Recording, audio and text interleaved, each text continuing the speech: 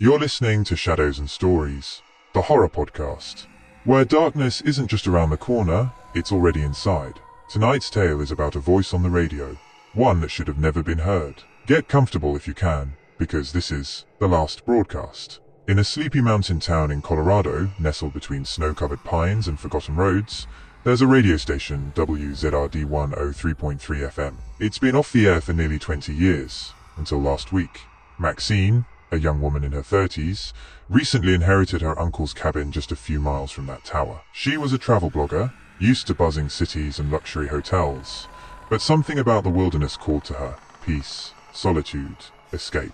But peace was the last thing she found. It started the first night. At 1:03 a.m., Maxine was jolted awake by static. Her old bedside radio had turned on by itself. No music, just the crackle of static, until she heard it, a voice. This is WZRD 103.3, broadcasting from the dark. Can you hear me? It wasn't the normal, cheerful DJ tone. This voice was slow, dry, like someone speaking through clenched teeth. Maxine, unnerved, turned the dial. Nothing but static on every station. When she unplugged the radio, it still played.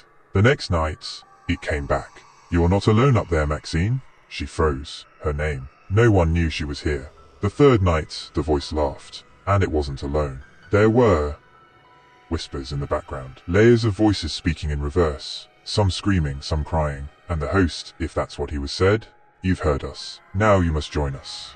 Maxine ran into town the next morning. She told the sheriff, who simply nodded with a grim expression. That tower should have been torn down years ago. DJ went mad on air in '96, started rambling about voices in the static, said they told him secrets, made him play things backward. Then, he slit his throat mid-broadcast. Still on air, no one's been able to shut it off. Maxine didn't believe in curses, but now, she wasn't sure.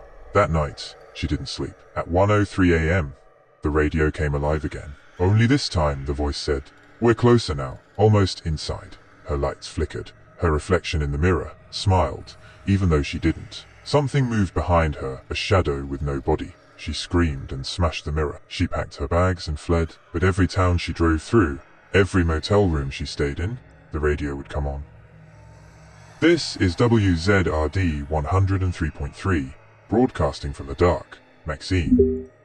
You can't turn us off. Now, she's gone. But if you turn your dial to 103.3, and you listen very carefully, you might hear her voice distorted, crying, whispering. Please don't listen too long. It gets inside, it gets in, and then, static.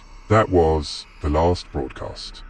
A reminder that not every signal should be heard, and not every frequency is meant for human ears. Until next time, dear listener, sleep tight if the voices let you.